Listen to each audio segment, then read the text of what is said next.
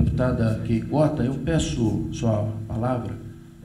Eu gostaria de convidar para compor a nossa mesa aquele que, na nossa visão aqui interna do Ministério Público, é o maior processualista que nós temos aqui, que é o professor Carlos Frederico Coelho Nogueira. Eu peço que ele venha e eu tenho certeza que ele trará aqui algumas pontuações que são extremamente importantes. O professor Carlos Frederico é um ícone na área do processo penal.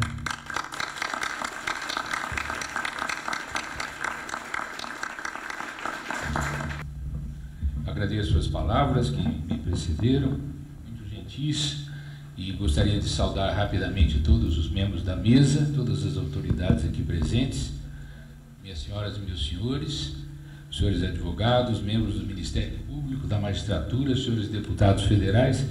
Eu vou ser rápido. A deputada Keikota foi muito clara quando disse que a sua esperança é de que o novo Código combata a impunidade que graça neste país. E é realmente essa a esperança do povo brasileiro, pode crer. Ninguém gosta de ver o ambiente atual de leniência, de complacência para com o crime, principalmente para com o crime organizado e de maior gravidade. Eu vou centrar as minhas críticas ao Código em dois aspectos. Eu tenho muitas críticas que depois eu vou passar ao nobre colega Dr. Jean Paulo Ismânio e também aos ilustres membros da Comissão Especial da Câmara dos Deputados. Mas o Dr. Ismânio mencionou aquele que, no meu modo de ver, é o calcanhar de Aquiles do projeto. É a figura do juiz das garantias. Evidentemente, as garantias individuais devem ser respeitadas, os direitos e as garantias fundamentais devem ser respeitadas. A introdução da figura do juiz das garantias do direito brasileiro apresenta vários defeitos que vão atravancar sobremaneira o processo penal, vão dificultar a investigação, protelar a ação penal desnecessariamente, porque aqueles que ainda não tiveram acesso ao projeto, é bom que saibam o seguinte: o projeto exige que em cada caso haja pelo menos 2 juízes. Um na fase investigatória, que é o tal juiz das garantias, e o outro, o juiz do processo. O juiz das garantias funcionaria até o oferecimento da denúncia pelo Ministério Público. E, a partir daí, o juiz do processo. Por que essa divisão de trabalho em 2 juízes? A exposição de motivos do anteprojeto, que deu origem ao projeto atual, elaborado por ilustres juristas, nomeados pelo ministro da Justiça, anos atrás, é a seguinte: é uma ideia, no meu modo de ver, profundamente errada. Eles disseram, a exposição de motivos diz que o juiz do processo não deve ser contaminado por aquilo que foi feito na investigação criminal. Inclusive, o artigo 168 do projeto diz que o juiz só pode formar o seu convencimento com base nas provas produzidas dentro do contraditório judicial. Ou seja, ele impede que o juiz tenha acesso e, se tiver acesso, que forme seu convencimento diante do material probatório que pode ser muito farto, coligido na fase de investigação, seja ela feita pela polícia, seja ela feita pelo Ministério Público ou por outro órgão a quem a lei incumba a tarefa investigatória. Isso, no meu modo de ver, é um completo absurdo. Exigir-se 2 juízes no mesmo processo, no mínimo, é se pensar que se vive na Suíça, ou num país de primeiríssimo mundo que se pode dar ao luxo de ter 2 juízes obrigatoriamente, no mínimo, no mesmo processo. Atualmente, o juiz criminal comum já exerce essas funções de juiz de garantias, principalmente depois do advento da audiência de custódia, que foi criada por uma resolução do Conselho Nacional de Justiça. Não há necessidade nenhuma de um juiz só para a fase de investigação e outro só para a fase processual, porque isso, essa figura, inclusive, será impraticável em muitas e muitas comarcas e seções judiciárias do Brasil. Um levantamento recente do Conselho Nacional de Justiça mostrou que o Brasil, as comarcas brasileiras, cerca de 40% das comarcas do Brasil tem um único juiz. Como colocar mais um juiz naquela comarca para ser juiz das garantias? Aí se poderia dizer, como disse um dos membros da comissão que elaborou o anteprojeto, a norma de organização judiciária, então, designa um juiz de uma comarca próxima para ser o juiz das garantias. Imaginem vocês a burocracia que vai durante o inquérito policial, as idas e vindas de uma vara para outra, ou de uma comarca para outra. O Brasil tem comarcas que distam entre si mais de 500, 600, 700 quilômetros na Amazônia, no Amazonas, no Pará, em Rondônia, no Acre. Há comarcas às quais só se chega de barco. Como se exigir essa figura exótica, luxuosa do juiz das garantias nesses lugares? Imagine a tramitação demorada que vai haver nesses inquéritos para que, por exemplo, o inquérito que esteja tramitando na comarca de Tabatinga, na fronteira do Brasil com a Bolívia, na Amazônia, tenha que ser remetido à comarca de Manaus, que fica a mais de 1.000 quilômetros de distância, para que o juiz de Manaus autorize a interceptação telefônica de alguém que está sendo investigado em Tabatinga. Imagine-se, porque as funções do juiz das garantias que estão elencadas no artigo 14 do projeto são exatamente essas. Conceder prorrogação de prazo quando o noticiário está preso, verificar, autorizar interceptação telefônica, autorizar quebra de sigilos. Imagine-se no Brasil, de dimensões continentais, exigisse que isso seja feito não pelo próprio juiz da vara criminal, por onde vai correr o processo, mas por um outro magistrado. Pois não, doutor? Assiste dobrável, efetivo. Exatamente. Eu ia complementar com isso. Eu acabei de dizer que é um luxo a figura do juiz das garantias, principalmente em um país que tem 160 bilhões de déficit no orçamento previsto para o ano que vem. Principalmente num país em que as verbas do Poder Judiciário e do Ministério Público, tanto nos estados quanto na União, vêm sendo diminuídas a cada ano, em vez de reajustadas, em vez de aumentadas. Os recursos são cada vez mais escassos. E agora nós vamos introduzir uma figura que existe na Suécia, na Dinamarca. Onde é que nós estamos? Precisamos ser realistas. O juiz do processo, o juiz comum, realiza todas essas funções e realiza bem hoje em dia. Para que introduzirmos essa novidade?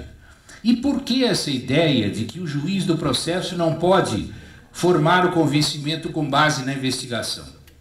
É evidente que ninguém pode ser condenado somente com base numa investigação, porque na investigação não há direito à ampla defesa, não há contraditório, mas o sistema deve ser o atual, no meu modo de ver, do artigo 155 do Código atual, que diz que o juiz não pode formar o seu convencimento exclusivamente com base na prova constante da investigação.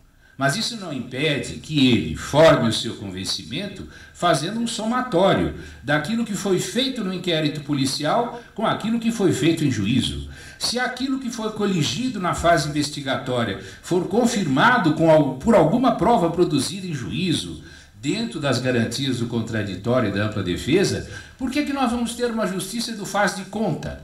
O juiz vai fazer de conta que não viu que lá no inquérito, por exemplo, o indiciado confessou amplamente o crime num interrogatório de 30 páginas na presença de seu advogado. Como é que o juiz pode deixar de levar em conta isso? Como é que o juiz pode deixar de levar em conta os documentos que foram juntados durante o inquérito e não vai poder abri-los, não vai poder examiná-los, só porque foram produzidos na fase investigatória, mas eles podem ser decisivos para o deslinde da causa? Como é que o juiz não vai poder levar em conta o depoimento de uma testemunha presencial que foi ouvida na fase investigatória, que narrou com minúcias o crime por ela presenciado e que depois venha a falecer, o que impossibilitará a sua oitiva, a sua inquirição na fase processual, na fase judicial. Essa figura do juiz das garantias, portanto, aliada ao artigo 168, que é o mais perigoso do Código de Processo Penal, do projeto, no meu modo de ver, esse que eu acabei de mencionar, esses são os dois pontos frágeis do projeto. Ele, infelizmente, eu devo dizer, o projeto, se for aprovado como está, não contribuirá para a diminuição da impunidade no Brasil. Vai aumentar a impunidade, porque ele é um projeto saci pererê, é um projeto de uma perna só, a perna do réu. O processo penal não pode ser capenga, ele tem que, ao mesmo tempo, defender os direitos individuais, que são sagrados, mas também defender o direito da vítima e de sua família, que já foram vítimas do crime e depois vão ser vítimas do Estado e do processo. E também deve garantir os direitos da sociedade, que tem o direito a uma persecução penal eficaz, justa, dentro da Constituição e das leis, mas que, como disse o doutor Ismânio, chegue a um resultado eficiente, que não seja uma justiça de faz de conta. Eram essas as minhas. Eu teria várias outras considerações, mas eu vou entregar à senhora, já entreguei ao deputado João Campos, um artigo que eu elaborei sobre o juiz das garantias, entregarei com o máximo prazer, mas peço encarecidamente aos senhores membros da comissão especial, muito cuidado com esse projeto. Se for aprovado como está, será um desastre.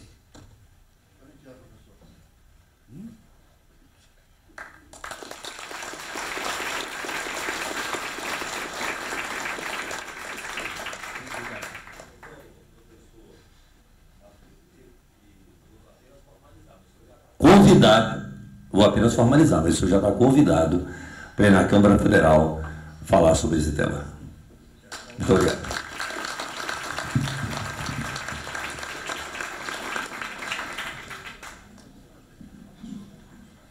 Com a palavra, o excelentíssimo doutor Silvio Ribeiro de Souza Neto.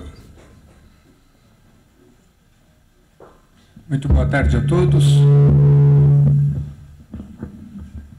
Com imensa satisfação, nessa ocasião, cumprimento a deputada federal Keiko Ota, o deputado federal João Campos, o deputado federal Gilberto Nascimento, que teve que se ausentar recentemente, o procurador-geral de Justiça, Gianpaolo Podi Ismânio, o juiz Paulo Sorsi, diretor aqui do Fórum, o deputado Major Olímpio, o deputado Moreira, o doutor Edson Baldan, delegado de polícia que representa o delegado-geral, o juiz Egberto, na figura de quem cumprimento todos os outros magistrados de primeiro grau aqui presentes, o vereador Massataka Ota, coronel PM Jaime Gardenal Júnior e o doutor Levi Emanuel Magno, doutor Márcio Sérgio Cristino e, recentemente, compôs a mesa, professor procurador de Justiça Carlos Frederico. Quero cumprimentar também os advogados, representantes da Ordem dos Advogados aqui presente e eventuais defensores públicos que se encontram nesse auditório. O presidente Paulo Dimas de Belli Mascaretti, infelizmente, não pôde estar presente nessa reunião de tamanha envergadura do tema e, por isso, fez questão que o Tribunal de Justiça, além da figura do diretor Paulo Sorsi, que é o representante natural do Tribunal de Justiça, que eu viesse cumprimentar os representantes da nossa Câmara que cuida desse projeto de lei. Nesse propósito, até fica o agradecimento especial ao deputado João Campos, que gentilmente, em poucos meses, volta a esse fórum para tratar do mesmo tema, demonstrando assim todo o carinho e respeito que tem por esse auditório aqui presente. E como disse o procurador-geral, Gianpaolo Ismânio, nós precisamos de eficiência nessa nova legislação processual. E essa eficiência, um dos pontos que eu gostaria de destacar, seria o relativo à desnecessidade de transcrição de depoimentos feitos na fase do inquérito policial, que existe essa previsão. Adotar o mesmo parâmetro de como existe na fase judicial, em que apenas o sistema audiovisual seria suficiente, sem que houvesse a transcrição dos depoimentos, já que há uma previsão de que, se for requerida, deveria ser feita. Eficiência também em incentivar, como regra, o uso da colheita de prova pelo sistema de teleaudiência e assim pouparmos da Polícia Militar de São Paulo, por exemplo, cerca de 30 milhões por ano, que são gastos no transporte de 350 mil presos e que são empenhados cerca de 200 mil homens da Polícia Militar por ano, simplesmente para acompanhar a escolta daqueles que se encontram presos. Eficiência também, em que nós podemos encontrar com o inquérito digital que se inicia no Estado de São Paulo, que é um sobreesforço por parte da Secretaria de Segurança Pública e que já está adotado na circunscrição de Santos. Aliás, essa é a razão pela qual o presidente Paulo Dimas Rebelo Mascaretti não pôde comparecer nesse evento, porque ele foi conhecer de perto o sistema do inquérito policial digital. Em linhas gerais, senhores deputados, eram essas as considerações, lembrando que eu volto a dizer, o relator natural de outros apontamentos é o diretor desse fórum, que é o Paulo Sorci, mas chamando a atenção para esses dois destaques, não é? Do incentivo do uso da teleaudiência e a desnecessidade de transcrição dos depoimentos feitos na fase policial. Era isso. Obrigado.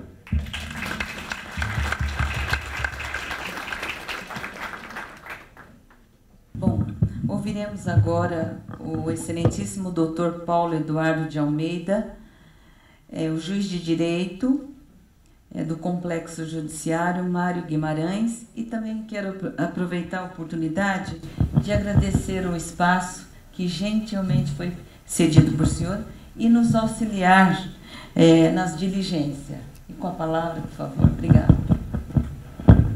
Senhoras e senhores, boa tarde. Eu, em nome dos 110 magistrados que trabalham aqui no Fórum Complexo Judiciário Ministro Mário Guimarães, eu gostaria de agradecer e dizer que é um privilégio ter a Câmara dos Deputados aqui. Acredito que seja a primeira vez que isso acontece, né, no Judiciário Paulista. Não se tem notícia de que isso tenha ocorrido antes, que tenha ocorrido uma sessão da Câmara Federal aqui no Judiciário Paulista. Queria ressaltar a necessidade de que nosso contato seja mais permanente, porque esse é o maior laboratório do país. Aqui é onde nascem as grandes práticas para a justiça criminal brasileira, seja pela experiência, seja pela criatividade, seja pela necessidade, porque, convenhamos, eu vou, como diretor de fórum, eu me sinto obrigado a passar para os senhores a dimensão do Complexo Judiciário Ministro Mário Guimarães. Nós temos aqui 200 mil metros quadrados de terreno numa área extremamente valorizada da capital, Barra Funda, cada ano mais valorizada. 115 mil metros quadrados de área construída. Temos por volta de 350 mil processos em andamento. Nós pagamos 3 mil servidores para cuidar desses processos criminais. Nós temos, por dia, 7 mil visitantes no fórum. 7 mil pessoas novas que entram e que saem deste fórum. Nós temos 110 juízes que recebem seus subsídios mensalmente e que estão aqui trabalhando para cuidar dos processos dos criminosos. São 160 promotores nas mesmas condições, 70 defensores nas mesmas condições. O último dado que eu descobri recentemente, deputada Major, são 13 mil luminárias. 13 mil luminárias, porque a gente está tentando aqui um projeto de eficiência energética, porque a nossa conta de luz ela é pequena. Ela é R$250 mil de conta de luz por mês, né? 250 mil reais de conta de luz por mês para manter esse prédio. Então, eu queria dizer que eu e a equipe de trabalho que eu tenho aqui, que é imensa, nós temos um orgulho extremado de conseguir manter o funcionamento diário, porque todo dia é uma guerra, ligar e desligar essa imensidão que é o Complexo Judiciário da Barra Funda. É uma estrutura gigantesca, é o maior fórum do país, sem dúvida alguma, e da América Latina. Mas, por outro lado, nós temos uma profunda tristeza, porque lá fora todo mundo sabe que é uma fábrica de criminoso, né, deputado? É essa fábrica que nos causa profunda tristeza e ela aumenta a cada ano. Então, na verdade, a gente está discutindo um código, um instrumento de trabalho nosso que é importantíssimo, sim. Ele é importantíssimo. Mas teria uma coisa até mais importante, que seria evitar essa fábrica, né? Isso é uma coisa que eu acho que a gente tinha que refletir até um pouco mais do que o próprio Código de Processo Penal. Essa estrutura que nós temos aqui, ela é caríssima, e quem paga é o nosso bolso, né? Cabe a nós, contribuintes, sacar com isso, é um custo estratosférico, e isso não vai ter fim nunca. Cada ano vai aumentar mais. E eu sinto que nós começamos a refletir sobre os custos dessa estrutura. Ainda ontem, a ministra Carmen Lúcia, no encontro dos secretários estaduais de Segurança Pública, ela discursou na reunião do Colégio dos Secretários e ela disse a seguinte frase: um preso custa R$ 2.400 por mês. Um estudante de ensino médio custa R$ 2.200 por ano. Vocês ouviram isso, gente? R$ 2.400 por mês um preso. R$ 2.200 um estudante de ensino médio. Ela disse, concluindo, alguma coisa está errada na nossa pátria amada.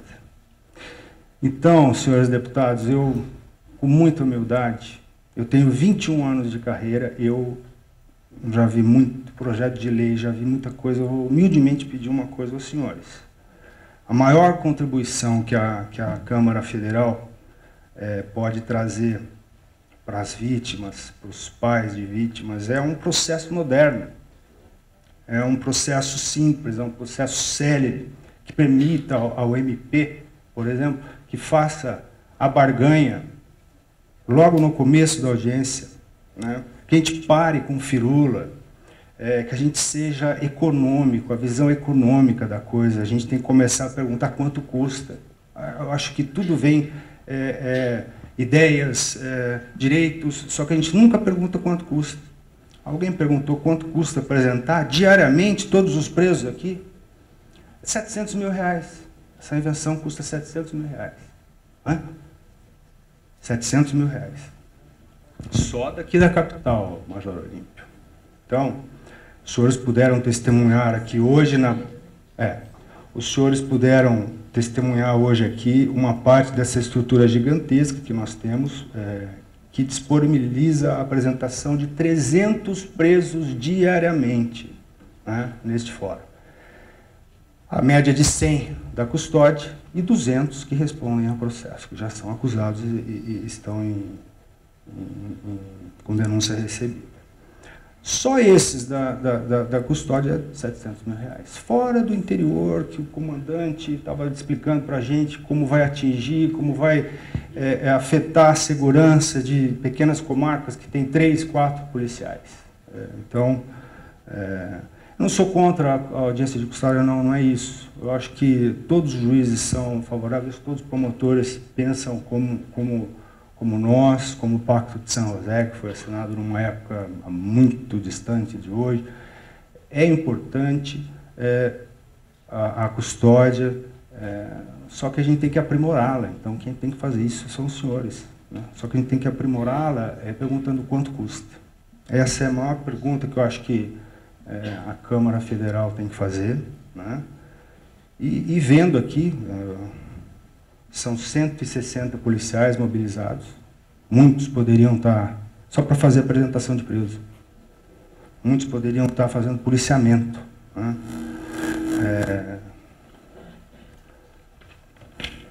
Bom, era basicamente que se eu conseguir convencer a Câmara Federal que a videoconferência é a grande saída.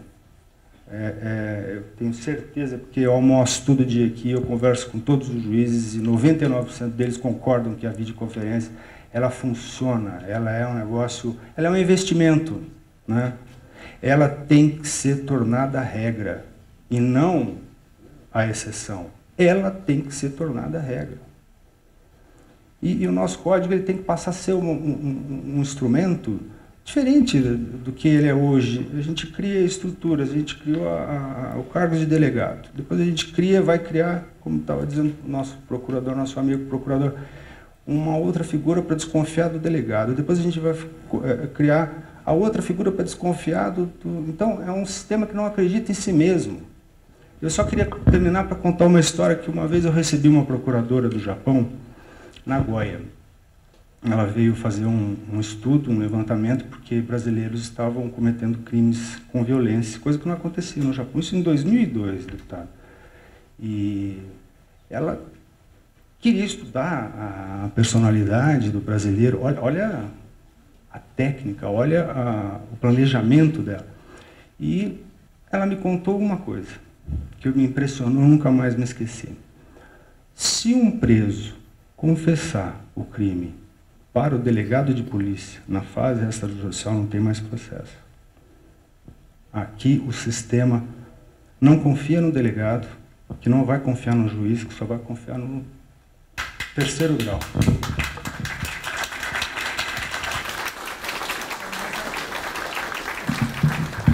Obrigado, doutor. Doutor Edson, temos que conter gasto, né? Simplificando, modernizando os processos aí. Bom, agora ouviremos o coronel da Polícia Militar, Jaime Gardenal Júnior, comandante do CPI 10, representando o comandante-geral da Polícia Militar do Estado de São Paulo. Com a palavra, por favor. Obrigado, deputada Keiko Oca, a quem agradeço pela oportunidade de conceder esse espaço à Polícia Militar. Na sua pessoa, gostaria de cumprimentar todos os parlamentares aqui presentes, com uma devida vênia para o meu comandante de pelotão há muito tempo, Major Olímpio. Dr. Jean Paulo Ismânio, Procurador-Geral de Justiça do Estado de São Paulo, pessoa de quem eu cumprimento todos os procuradores de justiça, promotores, membros do Ministério Público, o Dr. Paulo Eduardo de Almeida Sorce, diretor desta casa, que eu conheci hoje, gigantesca, me assustei com os números. Obrigado pelo acolhimento deste evento tão importante e pelo esforço que o senhor desenvolve aqui com todas as demandas que o Poder Judiciário tem, a demanda de administrar esse fórum gigantesco. Dr. Luiz Baldan, representando o Delegado-Geral de Polícia, a todos os presentes, obrigado. Eu vou usar um binômio que eu acho que tinha que fundamentar toda a legislação brasileira: agilidade e custo zero, ou sem custo ou mínimo custo. Vou ser ágil e sem custo para que todos tenham a paciência de me ouvir os 4 minutos que me sobraram aí. Em relação à Polícia Militar, a gente entende que o projeto, qualquer mudança legislativa, ainda mais numa legislação sexagenária que nem a Código de Processo Penal, ela tem o seu interesse porque traz a baila para a sociedade discutir algo tão importante. Mas a primeira coisa que fica é o seguinte: segurança pública não é só polícia. Por mais que os meios de comunicação passem isso, não se faz segurança pública com polícia militar ou com polícia civil. É um negócio muito mais complexo. A falsa ideia que se cria de que polícia resolve crime. O crime não acontece ou acontece porque não tem polícia. A maior prova é isso, uma mudança legislativa. Uma palavra, como o doutor Schwartz falou, uma palavra que está excepcionalmente pode mudar todo o sentido de uma aplicabilidade. Faz com que policiais de Andradina agora estejam a caminho lá do seu lar, devem chegar 1h da manhã fazendo uma escolta de presos. Bom, diante desse quadro, algumas coisas a gente entende, né? A Polícia Militar entende como prejudiciais à melhoria da legislação processual penal. E são objeto de emendas, inclusive 3 delas do deputado Major Olímpio. A primeira é a exclusividade do termo delegado de polícia, que é a designação de cargo, e na autoridade policial, que é um termo que já é consagrado nas legislações, na legislação processual como um todo. O termo delegado de polícia no atual Código de Processo Penal aparece uma vez, contra 222 vezes a palavra autoridade. 63 delas se refere à autoridade policial. No atual Código, existe lá no dispositivo do inquérito policial a palavra delegado de polícia. A gente entende como prejudicial, não traz a boa técnica jurídica, não era do projeto inicialmente elaborado, houve adendo por conta das emendas, e a gente entende que é prejudicial a boa técnica legislativa. Tem um dispositivo também que não vai ter aplicabilidade prática, lá no artigo 230 sobre a busca pessoal, que fala que toda busca pessoal tem que ser registrada em livro próprio. Eu não sei os números que a PM faz não por dia, mas deve ser na casa de 4, 5 mil buscas pessoais. É da essência do policiamento, ainda mais hoje em dia. Como é que eu vou parar uma viatura para fazer um registro num livro único próprio? A gente faz um registro no nosso sistema informatizado. Então eu acredito que esse dispositivo, o registro em livro próprio, nem que se fosse um livro automatizado, é inexequível. Ou a gente não vai fazer busca busca pessoal, ou não vai registrar, um dos dois.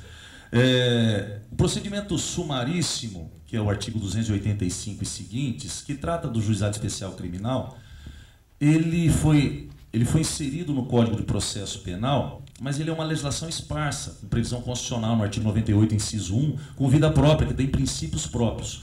A Polícia Militar entende que integrar o Código de Processo Penal pode diminuir o prestígio que esse diploma tem hoje com a Lei 9.099, de setembro de 95, a 10.259 e as outras alterações. E ele mantém o termo atual da lei, que o termo autoridade policial. Autoridade policial que tomar conhecimento do fato, lavrará o termo circunstanciado. Em alguns estados, essa palavra autoridade policial, ela quase que fica na exclusividade do delegado de polícia. E aí eu vou abrir um adendo, porque o TC nada mais é do que um registro. Nós estamos falando de São Paulo, mas São Paulo é uma realidade única no Brasil. Dos 645 municípios, nós temos Polícia Militar em todos eles, em alguns distritos, algumas bases distritais. Mas não é a realidade dos outros estados. Uma radiografia das demais polícias militares do Brasil indica que tem estados que a PM dá presente em 1/3, a Polícia Civil em menos de 1/10.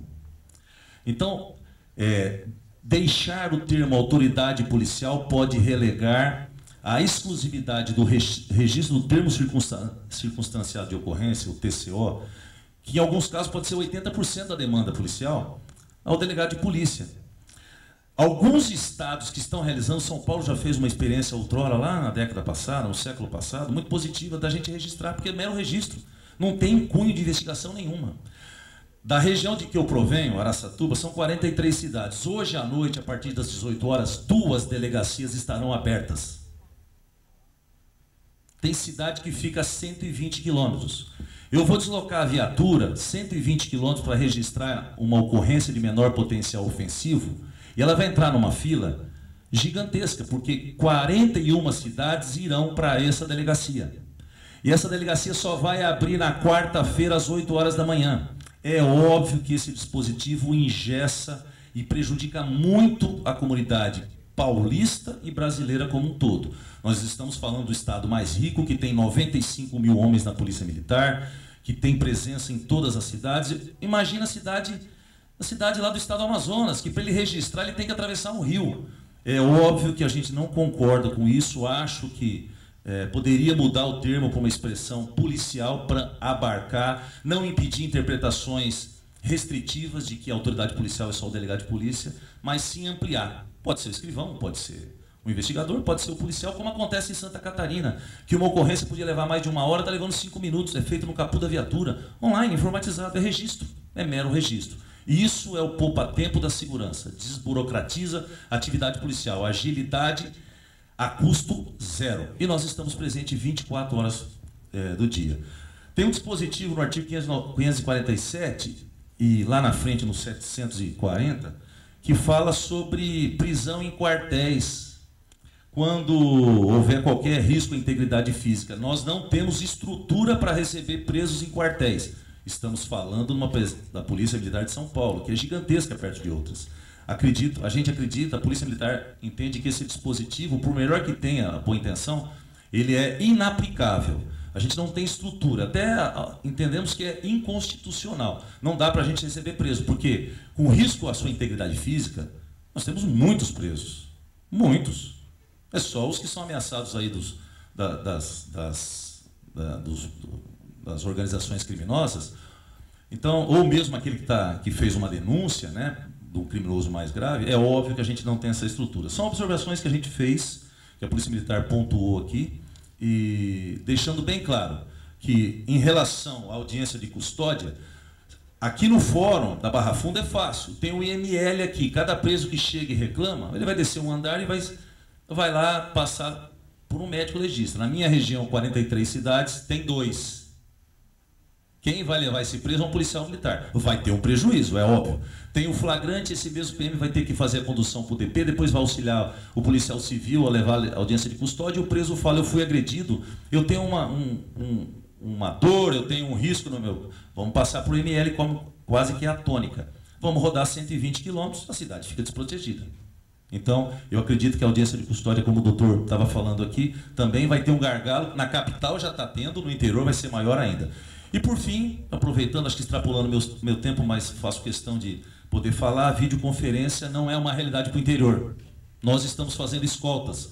Estamos para garantir que eu acho que é justo o direito de uma pessoa ter um julgamento justo, estamos tolhendo milhares de pessoas da presença de viatura da Polícia Militar. Com todo esse esforço, com toda essa dedicação que a gente tem, a gente está conseguindo números expressivos em São Paulo. Eu não sei se a tendência, porque quanto mais a gente prende, mais audiência de custódia, mais gente indo para o sistema prisional, mais escolta, menos viaturas rodando. A frota aumenta, mais acidente, é um círculo vicioso que tende a piorar a situação. Então a Polícia Militar tem uma preocupação muito grande, agradece pelo espaço, desculpe-me pelo tempo que eu excedi, deputada, mas é uma oportunidade única, num público mais do que qualificado, da gente falar a realidade da segurança pública, sem freio, sem escamotear a verdade, falando que a realidade nua e crua que acontece em São Paulo e que no interior, que muitas vezes não tem as luzes da grande mídia, também vai piorar. Obrigado pela paciência a todos.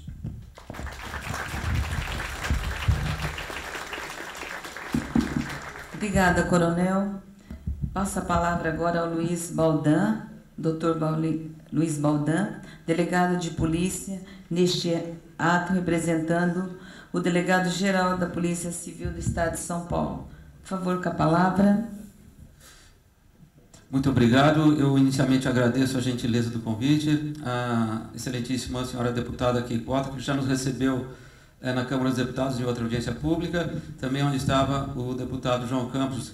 Cumprimento os deputados aqui presentes, Gilberto Nascimento,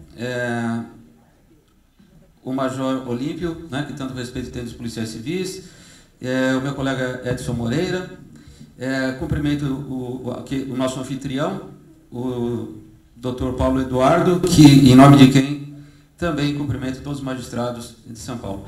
O excelentíssimo senhor Procurador-Geral de Justiça do Estado de São Paulo, Dr. João Paulo Pogismânio, na pessoa de quem cumprimento os procuradores e promotores que aqui se fazem presentes. Também aqui minha saudação carinhosa para o vereador Masataka Ota, né? E para todos os presentes aqui, representando os movimentos populares interessados nessa temática. Boa parte do que eu diria já foi dito, mas, enfim, algumas reflexões que são suscitadas a partir da ouvida das pessoas que já nos precederam. A grande dificuldade parece trazer um alinhamento, uma convergência entre eficiência e garantismo. Então, aqui já vai o primeiro elogio para a Câmara dos Deputados, não só pela coragem, né, em empreender uma reforma dessa monta do nosso Código de Processo Penal, que há mais de 70 anos vigente, e segundo, por trazer a participação popular através das audiências públicas, ouvindo não só os professores, os acadêmicos, mas também a sociedade em geral. Então, isso já registro aqui o meu respeito e os meus parabéns aos nobres parlamentares. Eu tenho aqui, né, representando a Polícia Civil, que defender o meu ângulo de visão do inquérito policial como sendo o meio mais legítimo, legal e garantista de registro das investigações do Estado contra um cidadão suspeito da prática de uma infração penal. Eu sempre uso aqui, parafraseando o ex-primeiro-ministro inglês, Winston Churchill, ele dizia que a democracia é o pior dos regimes, com exceção de qualquer outro. Então, eu repito, o inquérito policial é a pior forma de investigação, só que é melhor que qualquer outro que já foi inventado. Não há país garantista no mundo onde se prescinda do registro formal das ações que o Estado empreende em direção ao cidadão quando investiga a sua conduta. Por isso, esse projeto ele traz algo bastante positivo, que trará celeridade às investigações, que é a possibilidade de coleta informal dos depoimentos, das provas e o registro digitalizado de tudo isso, né? Tirando um pouco do caráter burocrático desse procedimento. Então, a tecnologia a serviço do garantismo. São 400 mil inquéritos policiais por ano que a Polícia Civil instaura e mais 400 mil que ela relata, né? Então, o que entra acaba saindo e não há represamento. São, portanto, aí 1.100 inquéritos todos os dias. São 110 mil prisões em flagrantes por ano, né? Mesmo com a Polícia Civil tendo aí nos últimos 20 anos um decréscimo no número de servidores. Nós temos hoje 8 mil policiais a menos do que tínhamos há 20 anos atrás. Por esse motivo é que nós temos hoje delegacias que não funcionam mais ininterruptamente como funcionavam há algum tempo atrás. E aí se abre espaço para que algumas prerrogativas, alguns encargos, algumas atribuições do delegado de polícia que foram conferidas pela Carta Constitucional sejam agora delegadas a outros. Lá na Câmara Federal também me perguntaram por que o projeto trazia tantas vezes a expressão delegado de polícia, né? E aqui eu saúdo tardiamente o Coronel Gardenal, aqui pedindo desculpas pelo lapso. E eu respondi ao deputado que talvez porque esse Código de Processo Penal ele traz um alinhamento com a Constituição Federal. No artigo 144, parágrafo 4º, ele diz que quem dirige a Polícia Judiciária encarregada da apuração das infrações penais é o delegado de polícia de carreira, bacharel em Direito, né? E a professora Ada Pellegrini, quando ela propôs as reformas em 2007, um conjunto de reformas parcialmente aproveitadas, ela classificava a investigação criminal em duas modalidades de execução. O termo circunstanciado de ocorrência e o inquérito policial. Então, na minha visão, o termo circunstanciado ele é uma modalidade de investigação, porque a partir do recebimento da denúncia, ele reclama a classificação jurídica desse fato, a existência ou não do estado de flagrância, e a partir daí a deliberação do registro inicial e das providências que, para mim, são tipicamente de polícia judiciária, para a formalização da sua apuração. Quando da experiência aqui em São Paulo, eu fui encarregado de acompanhar essa experiência pioneira em 3 regiões do estado e eu pude notar alguns aspectos negativos, né? Então eu tive um caso lá que foi emblemático, que foi numa intervenção policial num bar, onde foi feita uma revista, e um advogado inclusive cadeirante, ele se insurgiu contra a equipe de policiais porque ele julgou que fosse truculenta a abordagem. E aí os policiais imputaram a ele a prática de desacato. Em condições normais, eles seriam levados a uma delegacia de polícia, onde um terceiro imparcial, né, com formação jurídica, ele decidiria se houve desacato ou se houve abuso de autoridade. E nisso eu tenho um saudável controle, né, entre as polícias. Como estava vigente aquele período de experiência do TC pela Polícia Militar, ele foi levado a uma unidade da Polícia Militar, né? Então, para mim, isso não soa muito garantista. Okay? O projeto ele traz no artigo 296 a locução autoridade policial, e aí os lídimos representantes do povo, que são os deputados, devem decidir também sobre quem deve ter atribuição para a lavratura do termo circunstanciado e não só da presidência do inquérito policial, né? Eu queria fazer uma saudação muito especial, muito carinhosa para o Dr. Arual Martins, promotor da 3ª Vara do Júri, com quem trabalhei há 20 anos atrás como delegado de polícia da Divisão de Homicídios, porque se trata do promotor de justiça mais profissional, mais competente que eu já vi atuando, né? Então, para mim, é um modelo de promotor de justiça, e relembrávamos agora como trabalhávamos. As diligências eram solicitadas por telefone e eram imediatamente cumpridas por nós. Então, eu vejo, na minha acepção pessoal, de que é inafastável, né, a presença do Ministério Público da investigação, já que ela não é um meio, não é um fim em si mesma, ela é instrumental. E uma das finalidades é, sim, a formação da convicção jurídica, aquele que vai promover a ação penal, né? Então, quando nós tivemos a reforma em 1985 na Inglaterra, com a criação do Ministério Público, que até então não existia, foi para separar as funções de investigação e de acusação, que antes eram concentradas na polícia, já que não existia o Ministério Público. Mais recentemente, no Chile, em 2001, também se criou o Ministério Público, que ali não existia. E o Ministério Público passou a ser o presidente das investigações. e com o auxílio da Polícia Militar, que são os carabineiros, e da Polícia Civil, que é a PDI. Nós fizemos uma visita de estudos ao Chile, que é o nosso vizinho aqui, latino-americano, com as mesmas dificuldades que nós temos, né, um país pobre, e inclusive alguns oficiais da Polícia Militar também estiveram ali em visita de estudos. E nós vimos que ali, no manual, né, de formação do promotor de justiça, havia uma expressão que me chamou a atenção. Lembre-se que você não é o Sherlock Holmes, quem vai investigar para você é a polícia. Ou seja, o Ministério Público deve ter a polícia que investiga como colaboradora. Ele não deve tê-la como concorrente ou com atuação superposta. E ali eles têm, sim, um juiz de garantias, né? Um juiz de garantias que analisa, em especial, as medidas cautelares, além de realizar as audiências de custódia. E, do ponto de vista acadêmico, aqui eu tenho uma divergência, os delegados são contra também o juizado de garantias, a audiência de custódia, mas no meio acadêmico a gente diz que isso garante a imparcialidade do juiz. Porque aquele juiz que vai analisar o cabimento da prisão temporária, da interceptação telefônica, da busca domiciliar, ele tem que esmiuçar os elementos de convicção, que é a semente da futura prova em juízo. E com isso ele já teria, de alguma forma, uma vinculação psicológica pela condenação, ele perderia a sua imparcialidade, né? O Brasil é um continente, né, um país continental, só que nós estamos na era digital, onde não são mais as pessoas que se deslocam, e sim as informações.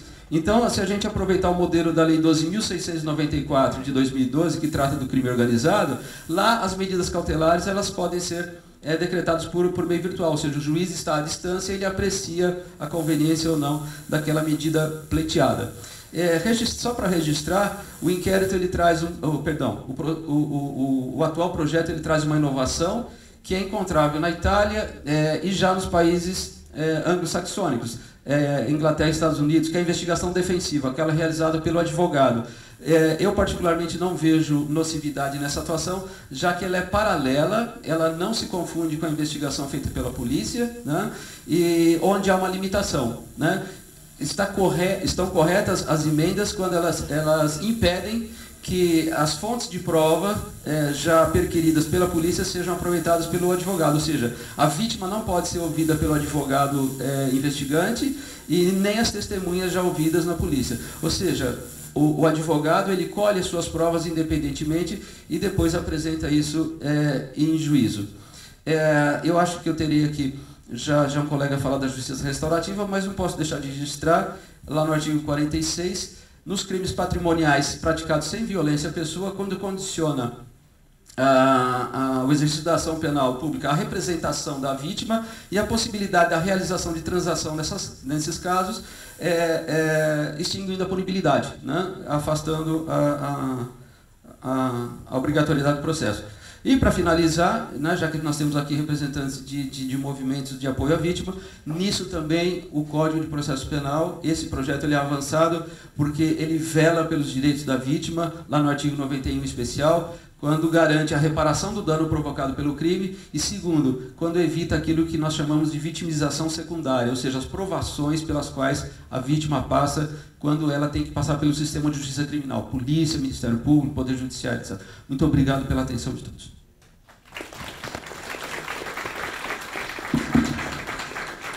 Eu peço licença a todos, por conta do voo do nosso relator, o João Campos, ele vai ter que sair. Então, vou dar a palavra para ele para fazer as considerações finais.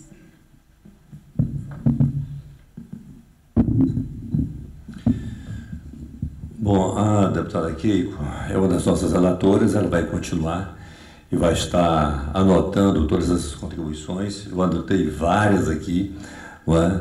Estou entendendo, no meu sentir, essa audiência está sendo extremamente proveitosa, ela está atendendo os propósitos para o qual nós viemos aqui. Eu só peço desculpa a todos por ter que me retirar. Graças a Deus não vou perder o voo, porque o meu colega aqui, o deputado Major Olímpio, está providenciando uma alternativa aqui, estava comprometido. Mas muito obrigado mesmo pelas contribuições, algumas eu já anotei aqui como convencido de que representa avanços, não é, no nosso código. Outras eu vou fazer uma reflexão junto com meus colegas, não é? Mas eu queria só que vocês considerassem o seguinte: a minha saída não trará prejuízo O deputado Major Olímpio continuará aqui, a deputada Keiko, que é uma das relatoras, permanecerá aqui, e depois vamos fazer a convergência desse material.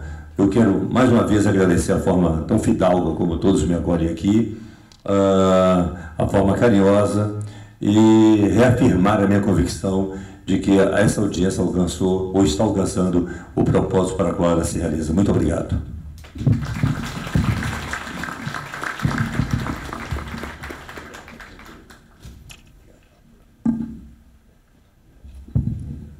Agora eu passo a palavra para o Edberto de Almeida Penido, juiz de direito responsável pela área da Justiça Restaurativa da Coordenadoria da Infância e Juventude do Tribunal de Justiça do Estado de São Paulo. Por favor, com a palavra.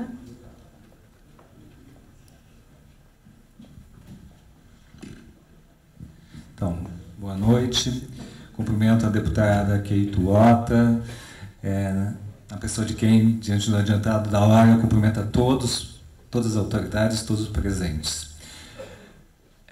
Falar sobre justiça restaurativa, eu tinha preparado uma fala até extensa, né? É falar sobre uma revolução. Tem gente que até entende que é falar sobre uma evolução. Eu sou magistrado há quase 25 anos e é das inovações que estão sendo introduzidas no sistema de justiça brasileiro, das mais potentes, das mais transformadoras, das mais efetivas que eu tenho testemunhado.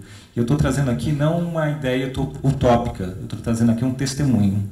Realmente, agir com práticas restaurativas, o índice de reincidência diminui significativamente. É extremamente eficaz nesse sentido. Quando a gente fala de justiça restaurativa, a gente está falando de um movimento que ele nasce muito da insatisfação do sistema retributivo, né? É um sistema que, como já foi pontuado aqui, é complexo, é caro. Eu acrescento ainda as falas do meu colega Paulo Sors, né, que trouxe também a fala da ministra Carmen Lúcia, né, mostrando o comparativo, né, do custo de uma pessoa presa e de um estudante.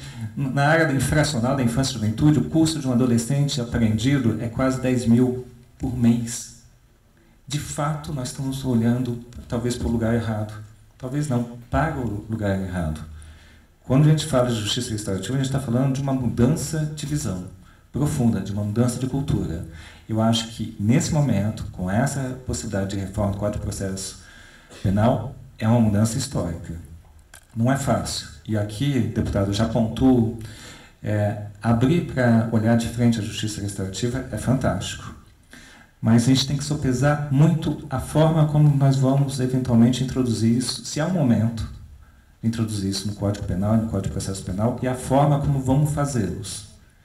Entendo que nós temos hoje em dia uma resolução do Conselho Nacional de Justiça, a 225, né, que estabeleceu todo um fluxo de procedimento em todas as áreas do direito para as práticas restaurativas, que podem ser provocadas, inclusive, por delegados, autoridades, enfim, da polícia, Ministério Público, magistrados, defensores ou advogados. É muito recente ela.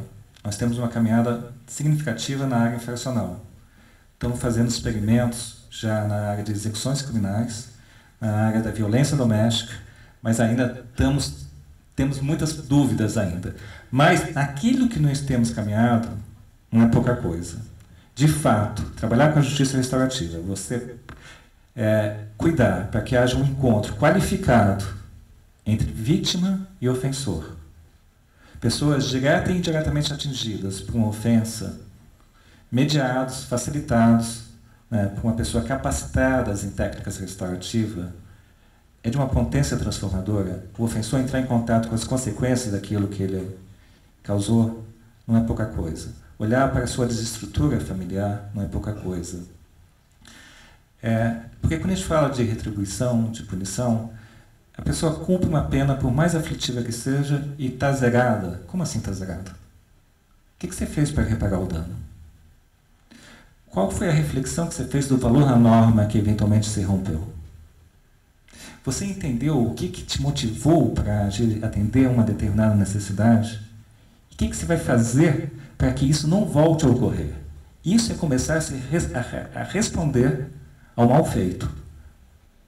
E não é fácil. Olhar isso de frente não é fácil. Pessoas entram no processo circular, no ciclo restaurativo, achando que é mais light, mais soft. A pessoa pede para interromper. É mais heavy, é mais hard. Isso é um testemunho. Olhar de frente a dor do outro não é fácil. Olhar sua desestrutura familiar não é fácil. Fazer essa reflexão, né, os músculos estão muito atrofiados, né, de se refletir, não é fácil. Isso em contextos de muitas carências, de muitas dificuldades.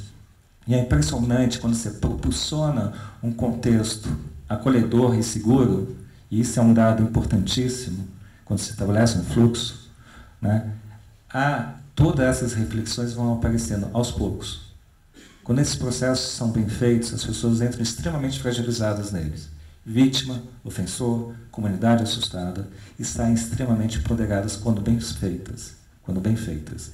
E o único processo circular tem uma reverberação para a ambiência extremamente significativa. Um dos valores fundantes da justiça restaurativa, isso tem que estar claro, é a questão da corresponsabilidade. Porque quando você tem um ato violento, você tem por base dele uma série de rompimentos prévios de vínculos. E tem uma corresponsabilidade também. Ou achar que aquele adolescente, eventualmente, aquela pessoa que, enfim, está traficando, roubou, seja o que for, não tem uma corresponsabilidade, eventualmente, da família, tem uma corresponsabilidade da comunidade, da sociedade, enfim. E é impressionante, que pode parecer, nossa, como vamos dar conta disso? Estamos dando conta disso. Então, olhar esses experimentos que estão ocorrendo, que deixaram já de ser experimentos, a partir do momento que o Conselho Nacional de Justiça, com base em experiências exitosas, porque é altíssimo o número de acordos que se chega através das práticas restaurativas, é mais de 90%, e nesse patamar também o índice de cumprimento desses acordos. Né? Quando o Conselho Nacional de Justiça estabeleceu a resolução 225, botou a meta 8 do CNJ, nós estamos terminando esse ano de 2016 com todos os tribunais de justiça com pelo menos uma unidade com equipe capacitada fazendo práticas restaurativas. Então, eu acho fundamental, né, essa comissão olhar para a justiça restaurativa, né, com muito cuidado, sem também nem muito preconceito, nem muito entusiasmo. Entender se vai ser o caso de botar artigos soltos, como foi no caso da lei do SINASE, mas se colocá-lo, como vamos fazer? E vamos trabalhar como? Também em parceria com a sociedade civil. Eu acho que olhar também para as centrais integradas de alternativas penais é um caminho, né, significativo. Eu quero dizer também que o Departamento Penitenciário Nacional tem se debruçado sobre isso há algum tempo. Eles têm estudos significativos, estão para soltar um produto com base numa consultoria muito bem feita, que vale a pena os senhores acessarem essa pesquisa também e dialogarem com os consultores que estão atualmente no DEPEN. Né? Bom, basicamente é isso, né? Cumprimentar e parabenizar mais uma vez, né, esse convite para poder, pelo menos, dar o tom da justiça restaurativa e trazer essa ressalva. Mas vamos com calma. Eu acho que é importante colocá-las, mas qualificar isso, estabelecendo um fluxo. Eu acho que o DEPEN tem um caminho bem percorrido. Experiências como São Paulo, Brasília e Rio Grande do Sul também. Estamos à disposição para aprofundar esse diálogo. Muito obrigado.